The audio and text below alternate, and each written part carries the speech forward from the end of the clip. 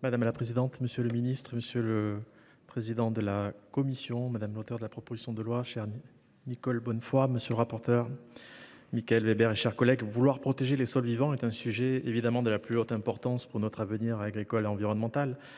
Mais comment concilier la protection des sols vivants avec les pratiques agricoles qui nourrissent notre pays? Telle est une des questions que nous devons résoudre.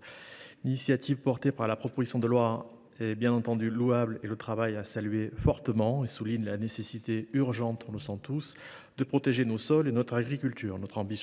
Son ambition doit être saluée et témoigne d'une prise de conscience nécessaire et bienvenue. Cependant, plusieurs points méritent une attention particulière pour éviter que de bonnes intentions ne soient mises en œuvre par des mesures imparfaites à ce stade. Tout d'abord, nos agriculteurs sont aujourd'hui confrontés à des pressions économiques, climatiques et réglementaires croissantes. Toute évolution normative concernant la gestion des sols doit être envisagée avec prudence pour ne pas aggraver la situation des exploitants agricoles.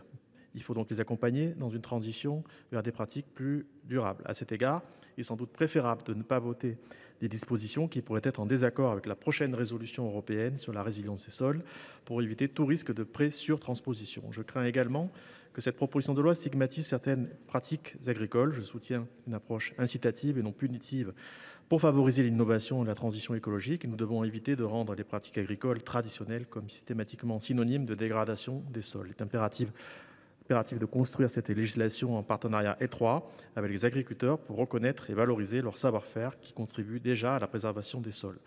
Et enfin, je questionne la pertinence d'intégrer cette proposition dans un chapitre dédié du Code de l'environnement. Cela a été dit. La démarche du ZAN est en cours. Il y a une mission de suivi qui s'est réinstallée, qui va intégrer les enjeux relatifs aux sols vivants de manière plus cohérente. Elle va traiter de la question des sols vivants dans un cadre plus large de gestion durable des territoires. J'y invite en tant que rapporteur Nicole Bonnefoy, Michael Weber à venir présenter leurs travaux et je suis persuadé que nous avancerons.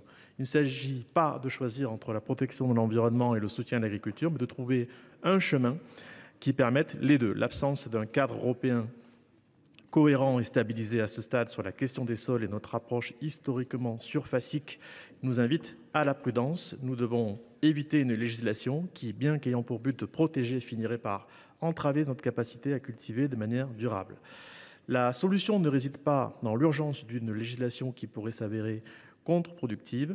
L'attention aux vivants représente indéniablement la suite de l'histoire. Je suis moi aussi un lecteur de Marc-André Sellos, croyez-le bien, et je vous invite aussi à lire l'excellent Humus de Gaspard Koenig. D'ailleurs, à la fin de Humus, les ONG envahissent le Sénat pour inaction. Nous avons tous médité sur cette fin de roman pour l'instant.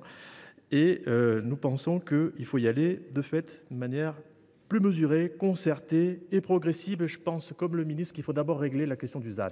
Parce que s'il y a une mission d'information, une mission de suivi sur le sujet, ça n'est pas par hasard, c'est parce que le ZAN recrispe les territoires.